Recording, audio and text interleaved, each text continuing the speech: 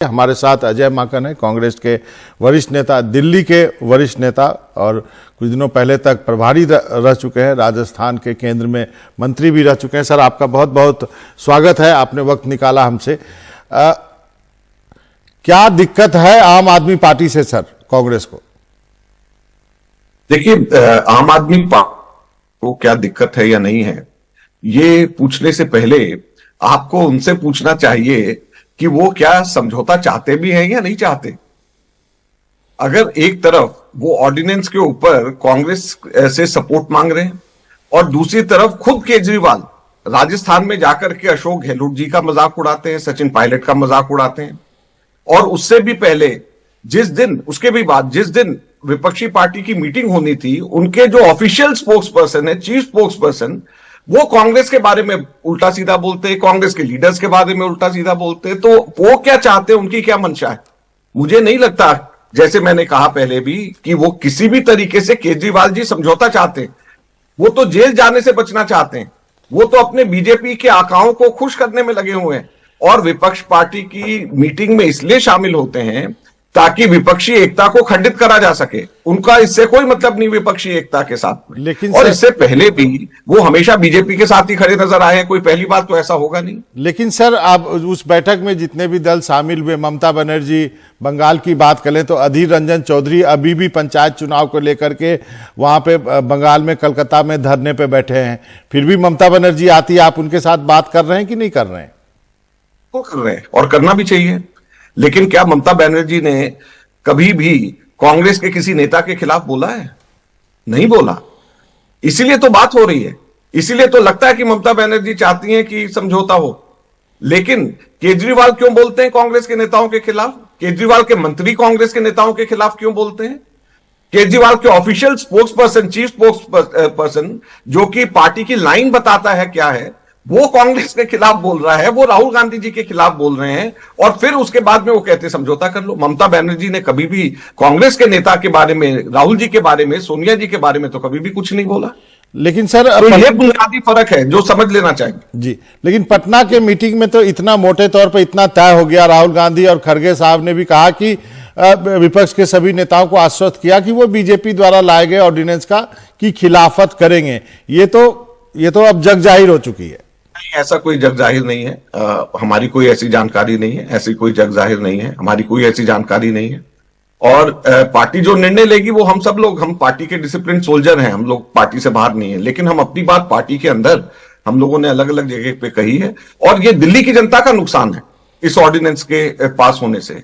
और दिल्ली की जनता का नुकसान कैसे है कि केजरीवाल का कोई दिल्ली के भला से कोई लेना देना नहीं है। मैं आपके माध्यम से दिल्ली की जनता को बताना चाहता हूं कि केंद्र सरकार, भारत सरकार हर साल दिल्ली में केवल पेंशन के ऊपर कर्मचारियों के 5,000 करोड़ रुपया देती है, केवल पेंशन के ऊपर। और वो 5,000 करोड़ रुपया केजरीवाल कहते हैं कि वो भार दिल्ली की जनता के ऊपर डाल दिया जाए ताकि विजिलेंस उनके पास में आ जाए, और विजिलेंस उनके पास में अगर आ जाएगी तो जेल जाने से बच जाएंगे। तो दिल्ली की जनता को यह तय करना है कि 5,000 करोड़ का जो अतिरिक्त भार उनके सर के ऊपर केजरीवाल जी कह रहे हैं कि डाल दें ताकि विजिलेंस उनके पास में आ जाए और जेल जाने से बच जाए।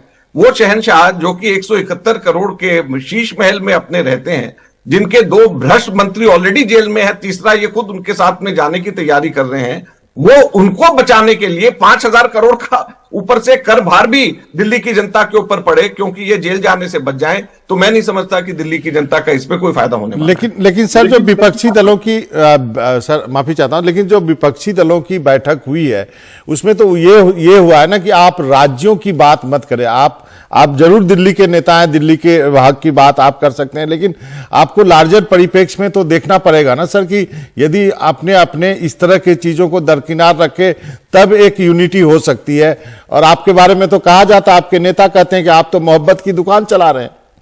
कुल मोहब्बत की दुकान चला रहे हैं, लेकिन मोहब्बत की दुकान खुदकुशी खुद की करके तो नहीं चलाई जा सकती। कि मोहब्बत की दुकान चलाने वाला खुदकुशी कर ले तो दुकान ही बंद हो जाएगी। तो अगर आप दुकान बंद करके दुकान चलाना चाहते हो तो संभव ही नहीं है ना। तो अगर कोई ये चाहता है कि जो दुकान चलाने वाला है, मोहब्बत की दुकान चलाने वाला, वो खुदकुशी कर ले, आत्महत्या कर ले, तो दुकान भी नहीं रहेगी, वो भी नहीं रहेगा, मोहब्बत भी नहीं रहेगी। तो ये भी हमको सबको समझ लेना चाहिए। तो क्या दिल्ली के का जो प्रदेश कमेटी है और पंजाब की प्रदेश कमेटी दोनों आम आदमी पार्टी के साथ जाने का विरोध कर रही है? क्या आपको लगता है कि आप इतना दबाव बना पाएंगे कि केंद्रीय नेतृत्व आपकी बात सुनेगा?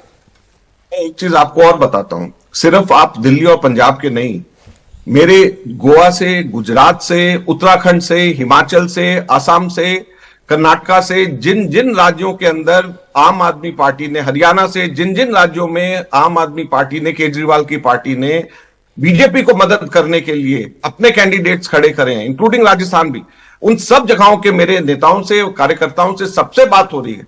और मैं जो ये बोल रहा हूं, ये मैं अकेले नहीं बोल रहा हूं, ये इन सब जगहों के ऊपर कार्यकर्ताओं की सोच है कि ये बीजेपी की बी टीम है। इसकी उत्पत्ति ही केवल कांग्रेस को नुकसान पहुंचाने के लिए, कांग्रेस को खत्म करने के लिए और बीजेपी आरएसएस को मदद करने के लिए हुई है।